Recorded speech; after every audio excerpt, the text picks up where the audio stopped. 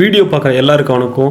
இன்றைக்கி நம்ம எங்கே வந்திருக்கோம்னு பார்த்தீங்கன்னா கொல்லி ஹில்ஸ், அதாவது கொல்லிமலை சொல்லக்கூடிய இந்த இடத்துக்கு தான் நம்ம வந்திருக்கோம். இந்த கொல்லிமலைன்னு சொல்கிறது இந்த காட்டுப்பகுதி, பொதுவான இந்த காட்டுப்பகுதியை தான் கொல்லிமலைன்னு சொல்லுவாங்க. ஆனால் இந்த கொல்லிமலையில் வந்து நிறைய இடங்கள் இருக்குது, வாங்க பார்க்கலாம். கொல்லிமலையானது தமிழ்நாட்டில் நாமக்கல் டிஸ்ட்ரிக்டில் தாங்க இருக்குது. கொல்லிப்பாவை அப்படின்னு சொல்லக்கூடிய ஒரு சக்தி வாய்ந்த தெய்வத்தை இந்த பகுதி முன்னோர்கள் வணங்கிட்டு வந்ததுனால தான் இந்த மலைக்கு கொல்லிமலை அப்படின்னு சொல்லி பேர் வச்சாங்க. இந்த கொல்லிமலையானது 1300 மீட்டர் ஹைட்டும் 70 ஏர்பின் பென்ஸும் இருக்கு.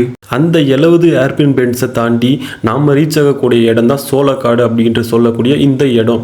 இந்த இடத்துல தான் இங்கே காட்டுப்பகுதியில் கிடைக்கக்கூடிய பழங்கள், காய்கள், ஆர்கானிக் ஐட்டம்ஸ், இந்த மாதிரி இயற்கையாக கிடைக்கக்கூடிய இந்த கொல்லிமலையில் கிடைக்கக்கூடிய எல்லா வகையான பொருள்களையும் இங்கே ஒரு சந்தை மாதிரி வச்சு கொல்லிமலைகள் மலைக்கு வர எல்லா சுற்றுலா பயணிகளுக்கும் விற்பனை செஞ்சுட்டு வராங்க. அதனால தான் கொல்லிமலையில் இந்த பகுதியும் ஒரு முக்கியமான பகுதியாக இருக்குது. இந்த மார்க்கெட்டில் கிடைக்கக்கூடிய எல்லா பழங்களுமே இந்த ஹைப்ரிட் வகை இல்லாமல் நாட்டு பழங்களாக இருந்தது. நாங்களும் ஒரு சில பழத்தையெல்லாம் வாங்கி சாப்பிட்டோம், ரொம்ப அருமையாக இருந்துச்சு. கொல்லிமலையில் இந்த இடம் தான் செம்பேடு அப்படின்னு சொல்லக்கூடிய இடம். இந்த இடம் தான் முக்கியமான இடமாகவும் மைய இடமாகவும் இருக்குது. இங்கு வர சுற்றுலா பயணிகளுக்கு பேருந்து வசதி, ஏடிஎம் வசதி, ஹோட்டல், தங்குமிடம் எல்லா வசதியும் இந்த செம்மேடில் தாங்க இருக்குது. இங்கிருந்து தான் மற்ற இடங்களுக்கு போகக்கூடிய ஜீப் சவாரி என எல்லா வசதிகளுமே இங்க இருக்கு. கொல்லிமலையில முக்கியமான ஃபால்ஸான ஆகாய கங்கை ஃபால்ஸோட என்ட்ரன்ஸ்ல தாங்க நம்ம இருக்கோம். கொல்லிமலைக்கு வர டூரிஸ்டர்ஸ் எல்லாமே இந்த ஆகாய கங்கை பார்த்துட்டு தாங்க மற்ற இடத்துக்கு போறாங்கன்னு சொல்லி இந்த பகுதி மக்கள் சொல்லிட்டு வராங்க. இந்த ஆகாய கங்கை ஃபால்ஸுக்கு போனோம்னா கிட்டத்தட்ட நம்ம 800 to 900 படிக்கட்டுகள் கீழே இறங்கி போய் தான் இந்த ஆகாய கங்கை ஃபால்ஸை நம்ம பார்க்க முடியும். இப்போ நம்ம பார்த்துட்டு இருக்கிறது தான் இந்த ஆகாய கங்கை ஃபால்ஸ். இது ஒரு அருமையான நம்ம தமிழ்நாட்டில் இருக்கக்கூடிய ஃபால்ஸ்ல இதுவும் ஒன்னான ஃபால்ஸ் தான். இந்த ஃபால்ஸோட வியூ பார்த்தீங்கன்னா ரொம்ப அருமையாகவே இருக்கும். இந்த ஃபால்ஸில் வரக்கூடிய தண்ணி வந்து வேற எந்த ஒரு இடத்துலேருந்தே வராமல் எல்லாம் காட்டிலேருந்து மூலிகை தண்ணியாக வரதுனால எல்லாருமே வந்து இங்கே வந்து குளிச்சுட்டு போகிறாங்க. உண்மையாகவுமே இந்த ஒரு ஃபால்ஸோட எக்ஸ்பீரியன்ஸ் வந்து அருமையாக இருக்குது. நீங்கள் யாரும் வந்தீங்கன்னா இந்த ஸ்பாட்டை மிஸ் பண்ணாமல் குளிச்சுட்டு இந்த ஃபால்ஸோட எக்ஸ்பீரியன்ஸை என்ஜாய் பண்ணிட்டு போங்க. இந்த ஃபால்ஸில் நீர்வீழ்ச்சி இடத்துக்கு வர்றதுக்காக சேஃப்டியாக கயிறு கட்டியும் இரும்பு கம்பிகள் போட்டும் அமைச்சு வச்சுருக்காங்க. என் லைஃப்பில் இந்த ஒரு ஃபால்ஸ்ன்றது புது அனுபவமாக இருந்ததுனால அங்கே வந்து ஒரு சில பேரோட நானுமே ரொம்ப என்ஜாய் பண்ணிட்டு அப்படியே அவங்களுக்கு ஒரு நன்றி சொல்லிட்டு அங்கேருந்து கிளம்பி நான் மேலே ஏற ஆரம்பிச்சிட்டேன். ஆகாய கங்கை ஃபால்ஸை முடிச்சுட்டு நம்ம படியேறி வந்தோம்னா இருக்கக்கூடிய இடம் தான் இந்த அரப்பளீஸ்வரர்னு சொல்லக்கூடிய சிவன் கோயில். ஆகாய கங்கை ஃபால்ஸில் குளிச்சுட்டு அடுத்து இந்த சிவனை வணங்குறதா தான் இந்த பகுதி மக்கள் வந்து ஒரு வழக்கமாக வச்சிருக்காங்க. முதல்ல இந்த அரப்பளீஸ்வரரை தரிசனம் பண்ணிட்டு அடுத்து இந்த அரப்பளீஸ்வரர் சன்னதி சுற்றி உள்ள மற்ற தெய்வங்களோட சன்னதியும் தரிசனம் பண்ணிட்டு போகணும்னு சொல்லி தான் இந்த பகுதி மக்கள் வந்து சொல்றாங்க. சாமி கும்பிட்டு வெளியே வந்தீங்கன்னா நீங்க பார்க்கக்கூடியதான் இந்த ஒரு அரிய வகை மூலிகை கடைகள்.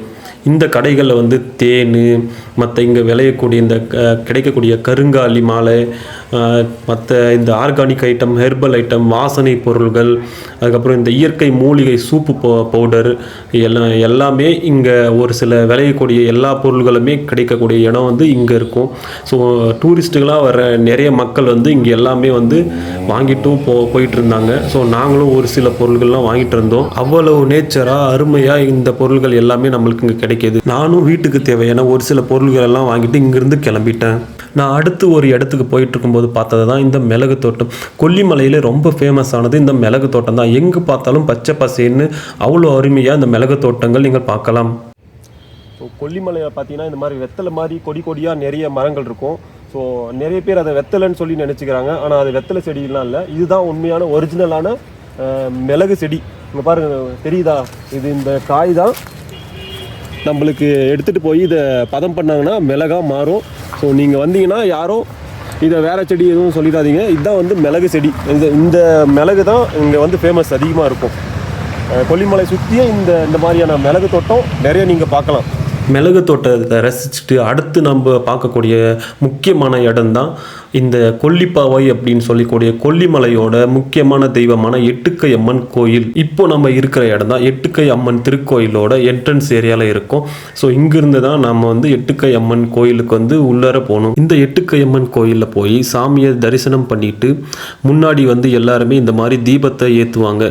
தீபத்தை ஏற்றிட்டு அவங்களோட வேண்டுதல்கள் நிறைவேறணும்னு சொல்லிட்டு இந்த மாதிரியான ஒரு சிலதெல்லாம் இங்கே வந்து பண்ணுவாங்க. அந்த அம்மனை வணங்கிட்டு இந்த மாதிரியான வேண்டுதல்கள் இங்கே செஞ்சு செஞ்சால் கண்டிப்பாக அவங்களோட வேண்டுதல் நிறைவேறும்னு சொல்லி இந்த பகுதி மக்கள் சொல்கிறாங்க. கோயிலிருந்து அப்படியே நம்ம வெளியே வந்தோம்னா இங்கேயும் ஒரு சில மூலிகை கடைகள் நிறைய இருந்துச்சு. தைலம், ஆதிவாசி தைலம், கை கால் வலி, இடுப்பு வலி, மூட்டு வலி, அடிப்பட்ட வலி, ரத்தக்கட்டு, எலும்பு கிராச்சி, எலும்பில் அடிப்பட்டது, ஒரு 10 துள்ளி போட்டு நல்லா சூடு பறக்க தேய்ச்சி அப்போ தூங்கும்போது கால் அடிப்பாங்க. 10 வருஷம் மூட்டு வலி, 5 வருஷம் மூட்டு வலி நல்லா இருக்கும். இந்த ஐயா கிட்ட நாங்களும் ஆளுக்கு ஒரு தைலத்தை வாங்கிட்டு அங்கிருந்து அப்படியே கிளம்ப ஆரம்பிச்சிட்டோம். கொல்லிமலையில் அடுத்து நம்ம வந்திருக்கிற இடம் தான் இந்த நம்ம அருவி அப்படின்ற ஒரு ஃபால்ஸ். இந்த ஃபால்ஸ் வந்து ரொம்ப அருமையாக இருக்கிறதுனால இந்த ஃபால்ஸ் அது இல்லாமல் ரொம்ப சேஃபாகவும் இருக்குது அப்படின்னு சொல்லி இந்த என்ட்ரன்ஸ்லேயே சொன்னாங்க.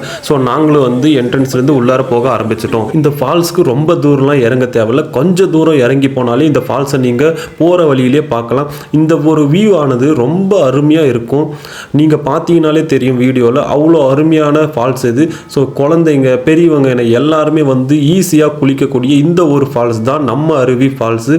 இங்கேயும் வந்து தண்ணி வந்து வேறு எந்த ஒரு இடத்துலையும் வராமல் இந்த குன்றுகள் மலைகள் என ஊத்துலேருந்து வந்து ரொம்ப சில்லுன்னு இருக்கக்கூடிய தண்ணி தான். ஸோ அவ்வளோ அருமையான ஃபால்ஸுன்னு சொல்லலாம் கொல்லிமலை இந்த ஃபால்ஸு. இந்த ஒரு அருமையான ஃபால்ஸில் நானும் ஒரு குளியலை போட்டு இங்கேருந்து நான் கிளம்ப ஆரம்பிச்சிட்டேன். அடுத்து நாம் வந்திருக்கிற இடம் தான் சீக்குப்பாறை.